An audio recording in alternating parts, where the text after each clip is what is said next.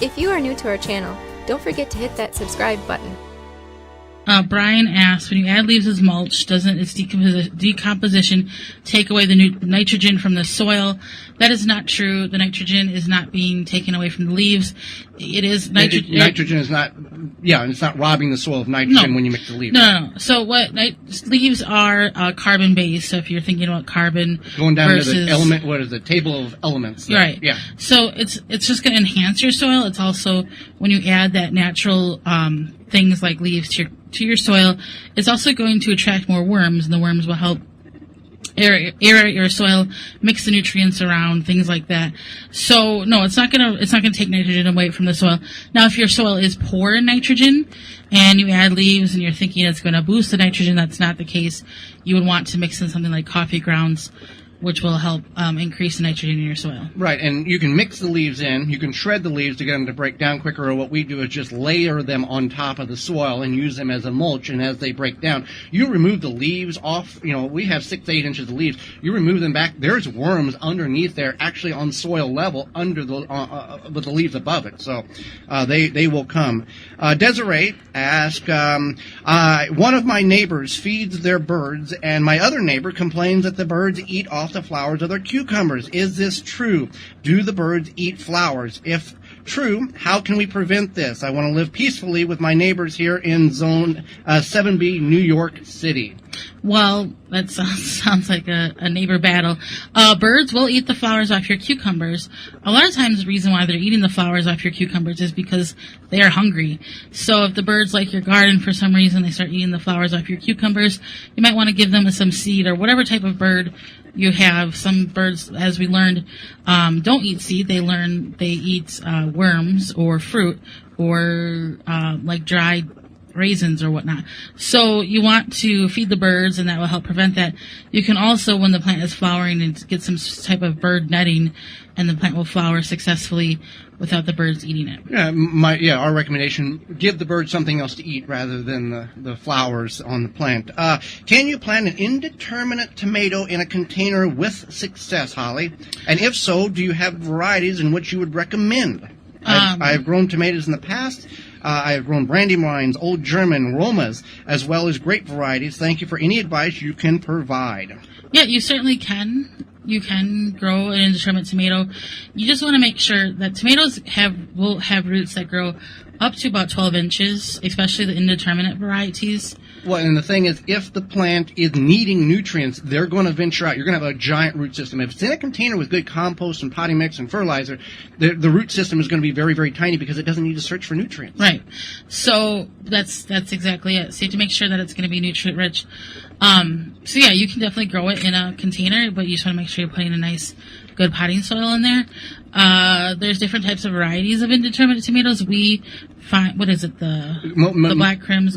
Black crims, mainly cherry varieties are indeterminate varieties on those. So you just want to, 10-gallon grow bag or a 5-gallon bucket. That's your 2 realms. Grow bags are measured differently than gallons and buckets. Let's see here.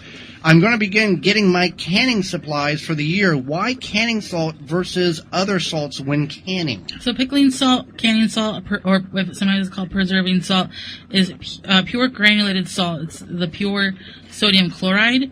It does not contain anti-caking ingredients like table salt does. So that can turn your pickling squishy.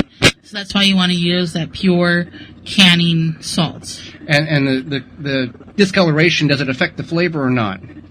It can, but it's not. It's recommended for the. I don't know. I just know that you want to use the pickling or the canning salt. All right, Becca asks, can you please explain what hardening off your plants mean? Absolutely.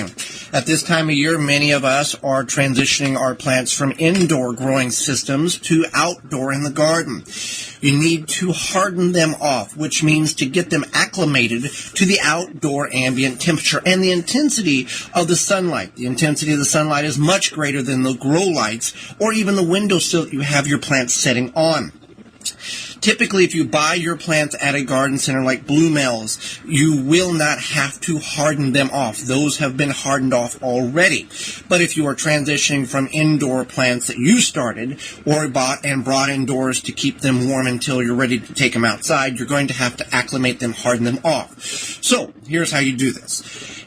It may be more difficult for others, but I'm going to give you the general rule, and you can kind of tweak it to the best way it works for you. You bring your plants out day one, put them in shade, assuming that the ambient temperature is at a correct level. It's, 60s, 70s. It's not 30 or 35 degrees. Okay, we got to be smart about this. Put them in the shade for an hour or two. Let them kind of adapt to the ambient temperature. Bring them inside. You can fidget the time. You can look this up online, see what works best for you. The next day, you take them out for, instead of 1 hour, maybe 2.5 hours, and gradually progress throughout the week over a 7 to 10 day period. And by the end of that 7 to 10 day period, you're going to have the plants acclimated to the outdoor temperature and the sunlight, where you gradually move them out of the shade into full sun. If you just put them out in the garden, one, the soil temperature is going to be much too cold for them at that initial time. By acclimating them, they'll adjust to the soil temperature compared to what they were inside. And then putting them in direct sunlight, you're going to get sun scald, they're going to turn white, they're going to get sunburn, and they're going to die. So you want to harden your plants off correctly. And there's a number of ways in which to do it, but for the plant's sake, you've put all this time and effort and time into it. Harden them off correctly so you can not kill them whenever it's time to go in the garden. Let's talk about peppers for a minute. Last year, I had black spots on my peppers, and it seemed to spread down the row. What could this be? Well, could be a number of things here. Several fungal diseases can cause black spots and even yellow spots on your red peppers. Now, all peppers will eventually change